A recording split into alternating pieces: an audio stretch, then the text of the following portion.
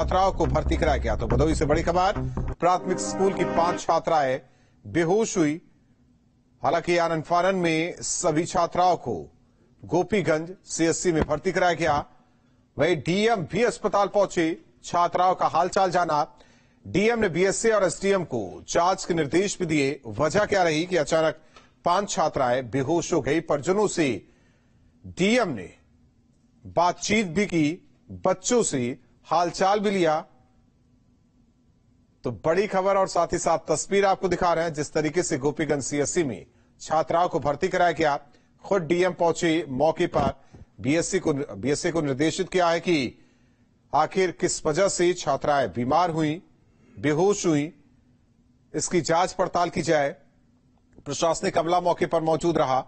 वहीं छात्राओं के परिजनों से डीएम बातचीत करते नजर आए। इसके अलावा जो छात्राएं बेहोश हुई उनका भी स्वास्थ्य डीएम ने जाना। तो तस्वीरें आपको दिखा रहे हैं गोपीगंज सीएससी की तस्वीर, जहां डीएम खुद पहुंचते हैं मौके पर और छात्राओं का हालचाल लेते हैं, उनके स्वास्थ्य के बारे में जानते हैं।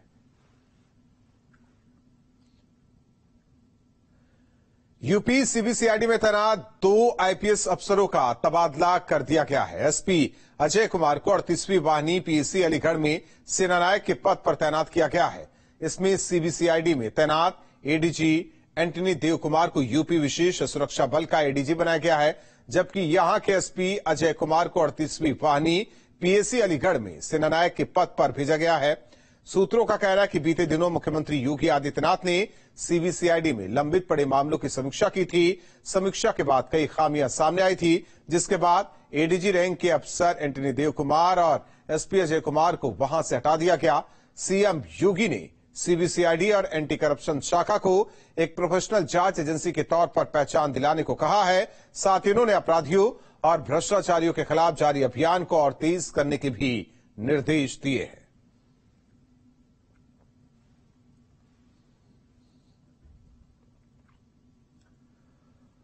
बड़ी खबर, ग्रेटर नोएडा से अथॉरिटी का बुलडोजर चला। 30 करोड़ की कीमत की जमीन कब्जा मुक्त कराई गई। सुनपुरा में 15,000 वर्ग मीटर जमीन कब्जा मुक्त। इसके अलावा और भी जगहों पर बुलडोजर चला है। तो बड़ी खबर आपको और तस्वीरें दिखा रहे हैं, ग्रेटर नोएडा और मेरठ की तस्वीर। मेरठ में भी जिला प्रशासन का बुलडोजर चला। अवैध कॉलोनी को ध्वस्त किया गया। कई मकानों को बुलडोजर ने जमींदोज किया। कई मकानों को बनाने की कोशिश यहां की जा रही थी। न्यू का निर्माण किया गया था, जिसे बुलडोजर के जरिए ढाया गया।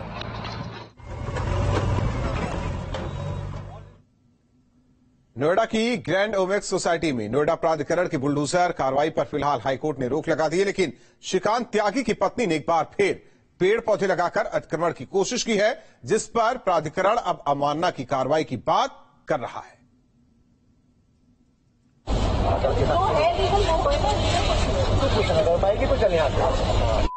नोएडा की ग्रैंड ओमेक्स सोसाइटी में श्रीकांत त्यागी की महिला से अभद्रता का ये वीडियो देश नहीं भूला होगा। वक्त बीत गया, लेकिन इस सोसाइटी में बवाल आज तक नहीं थमा है। श्रीकांत त्यागी पर जो पेड़ पौधे लगाकर अवैध अतिक्रमण का आरोप लगा था, ऐसा लगता है कि वही काम अब श्रीकांत त्यागी की पत्नी आगे बढ़ा रही हैं। नोएडा प्राधिकरण द्वारा अवैध पेड़ पौधे हटाने के बाद श्रीकांत त्यागी की पत्नी ने बीती रात फिर से पेड़ पौधे लगा दिए हैं, जिसकी तस्वीरें भी गवाही दे रही हैं। नोएडा अथॉरिटी द्वारा कल दिन भर एक कार्रवाई की गई, जहां ग्रैंड ओमेक्स सोसाइटी के अंदर अवैध निर्माणों को तोड़ा गया था और जो श्रीकांत त्यागी के मकान के बाहर दोबारा से पौधे लगाए गए थे उनको भी हटाया गया। उसी की हम तस्वीर आपको दिखा देते हैं। यहाँ पर कार्रवाई की गई थी प्राधिकरण के द्वारा और जो पौधे लगाए गए थे, क्योंकि इन्हीं पौधों के विवाद से ये पूरा विवाद शुरू हुआ। इन पौधे लगाने को लेकर ये पौधे दोबारा लगाए गए, जो कल नोएडा अथॉरिटी ने हटाए। लेकिन नोएडा अथॉरिटी द्वारा हटाए गए कुछ पौधे तो यहाँ पर आपको गिरे हुए दिखाई देंगे, लेकिन बाकी पौधों को दोबारा से खड़ा कर दिया गया है। यानी श्रीकांत त्यागी की पत्नी और उनके समर्थकों के द्वारा ये पौधे यहाँ पर दोबारा लगाए गए और कल रात में भी पुलिस यहाँ पहुंची और इन पौधों को हटाने की बात कही थी। दरअसल श्रीकांत त्यागी के मामले के बाद नोएडा प्राधिकरण सोसाइटी में मौजूद सभी अवैध अतिक्रमण को हटाने में जुटा था, लेकिन सोसाइटी के 124 फ्लैट मालिक याचिका लेकर हाई कोर्ट पहुंच गए और हाई कोर्ट ने फिलहाल इस बुलडोजर ड्राइव पर 20 अक्टूबर तक रोक लगा दी है। और कोर्ट ने नोएडा अथॉरिटी से 20 अक्टूबर तक अपना जवाब दाखिल करने को कहा है। ग्रैंड ओमेक्स सोसाइटी के ग्राउंड फ्लोर पर रहने वाले उन लोगों को हाई कोर्ट से राहत मिली है जिन लोगों ने इंक्रोचमेंट कर रखा था। हम तस्वीरें आपको दिखा देते हैं। जो इंक्रोचमेंट है इसी तरीके का यहाँ पर किया हुआ था जिस तरीके से ध्वस्तीकरण नोएडा अथॉरिटी की कार्रवाई में किया गया और 40 फ्लैट पर इसी तरीके का ध्वस्तीकरण हटाया गया है। 20 फ्लैट पर नोएडा अथॉरिटी का बुलडोजर चला जबकि 20 फ्लैट मालिकों ने खुद से अपना अतिक्रमण हटा लिया है। इसको लेकर हाई कोर्ट में मुकुल गुप्ता की तरफ से एक याचिका दाखिल की गई थी जिसमें 124 लोग पक्षधर थे। उसी की सुनवाई करते हुए इलाहाबाद हाई कोर्ट ने स्टे दे दिया है और 20 अक्टूबर तक अब नोएडा अथॉरिटी को अपना जवाब दाखिल करना होगा। वहीं शुक्रवार को अतिक्रमण हटाने का विरोध किया गया था। इस मामले में सरकारी काम में बाधा डालने के आरोप में नोएडा प्राधिकरण ने 25 से 30 लोगों पर एफआईआर दर्ज की है। हम जिस गेट पर खड़े हुए हैं हम आपको तस्वीरें दिखा देते हैं। इसी गेट पर कल हंगामा किया गया था और यहाँ पर इस गेट का ताला बंद करने के बाद बाहर से आने जाने वाले लोगों का रास्ता रोका गया था। उस पर कार्रवाई करते हुए नोएडा अथॉरिटी ने अज्ञात 25 से 30 लोगों के खिलाफ थाना फेज 2 में एफआईआर दर्ज कराई है। नोएडा अथॉरिटी के अधिकारियों का मानना है कि जिस वक्त गेट बंद किया था उस वक्त सरकारी कार्य में बाधा डाली गई। सरकारी कार्य में बाधा डालने के साथ साथ सोसाइटी के बुजुर्ग, बच्चे या जो भी लोग बाहर जाना चाहते थे उन सबको यहाँ रोका गया। फिलहाल अब देखना होगा कि नोएडा प्राधिकरण हाईकोर्ट में अपना क्या जवाब देता है और सोसाइटी के कथित अतिक्रमण को कैसे अवैध ठहराता है। नोएडा से Amit Chaudhary, team news state. बड़ी खबर प्रयागराज से पुलिस ने छात्रों को हिरासत में लिया। पुलिस कार्रवाई के दौरान झड़प हुई। छात्रों ने 2 प्रोफेसर को बंधक बनाया था तो पुलिस ने छात्रों को हिरासत में लिया। प्रयागराज से बड़ी खबर।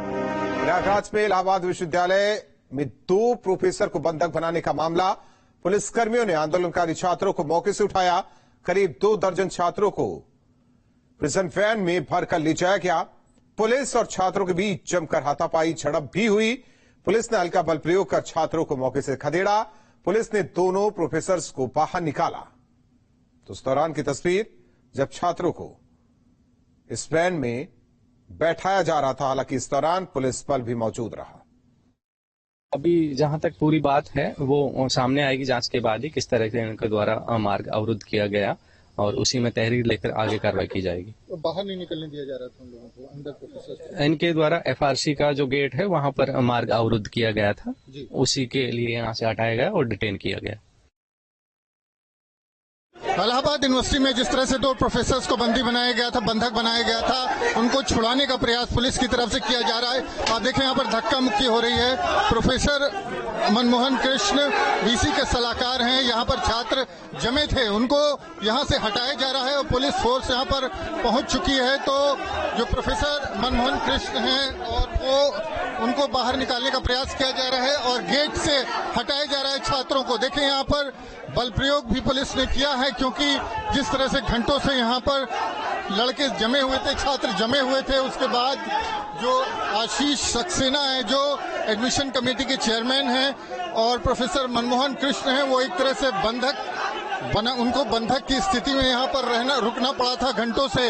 लेकिन अब पुलिस ने उनको हटाने के लिए यहाँ पर बल प्रयोग किया है। एसपी सिटी मौके पर मौजूद है। पुलिस ने तमाम जो छात्र धरने पर बैठे हुए थे और 2 प्रोफेसर अंदर बंधक थे, छात्रों को उठा लिया और यहाँ से ले जाने की तैयारी है। प्रयागराज से वीडियो जर्नलिस्ट विवेक श्रीवास्तव के साथ मानवेंद्र प्रताप सिंह, न्यूज स्टेट, उत्तर प्रदेश। और सहारनपुर से इस वक्त की बड़ी खबर। प्रतिबंधित पशु के अवशेष फेंकने से हड़कंप। ग्राम प्रधान ने पुलिस को सूचना दी। मामले की जांच में जुटी पुलिस। कोतवाली देहात के गदनपुरा गांव की घटना। तो बड़ी खबर इस वक्त की आपको बता रहे, साथ ही साथ तस्वीर दिखा रहे जिस तरीके से पुलिस टीम मौके पर पहुंची।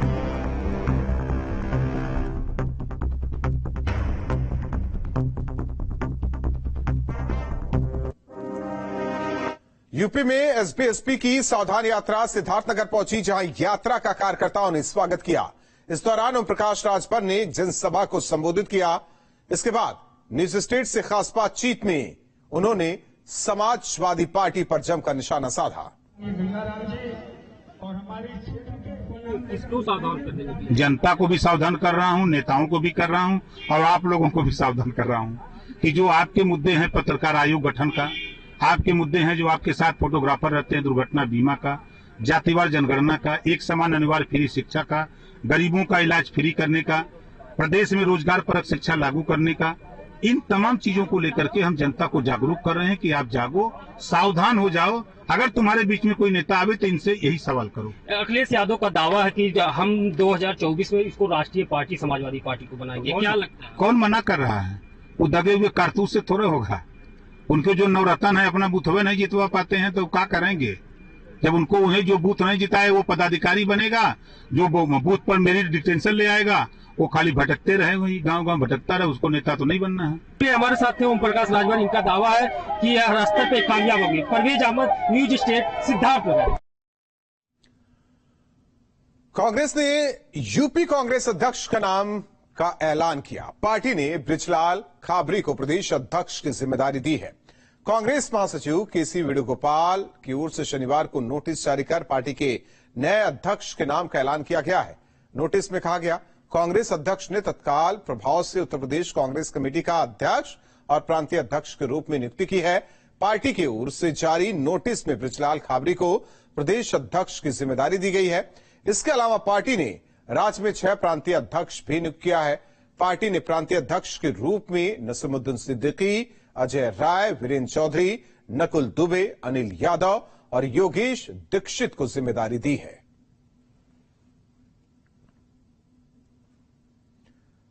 तो 2016 में हालांकि बसपा में थे खाबरी। बृजलाल को बिहार में कांग्रेस ने सह प्रभारी बनाया। दलित सेल में राष्ट्रीय उपाध्यक्ष भी रह चुके हैं। संगठन पर मजबूत पकड़ मानी जाती है। यूपी कांग्रेस के नए प्रदेश अध्यक्ष जालौन के बृजलाल खाबरी को बनाया गया है और हमारे साथ मौजूद हैं। आइए जानते हैं कि यूपी में कांग्रेस जमीन तलाश रही है और कांग्रेस का नया प्रयोग किया है। दलित चेहरे को प्रदेश अध्यक्ष बनाया गया है, इसको आप किस तरह निर्वहन करेंगे? पहले तो मैं बता दूं कि ये देश कांग्रेस का है, जमीन कांग्रेस की है, तलाशने की कोई जरूरत नहीं है। जब हमारी जमीन है, कांग्रेस की जमीन है, अब उसमें कोई बीच में परेशानियां आई हैं, उन परेशानियों को दूर करते हुए फिर से कांग्रेस की जमीन बनने जा रही है और कांग्रेस इसको अपनी जमीन बना के ही छोड़ेगा।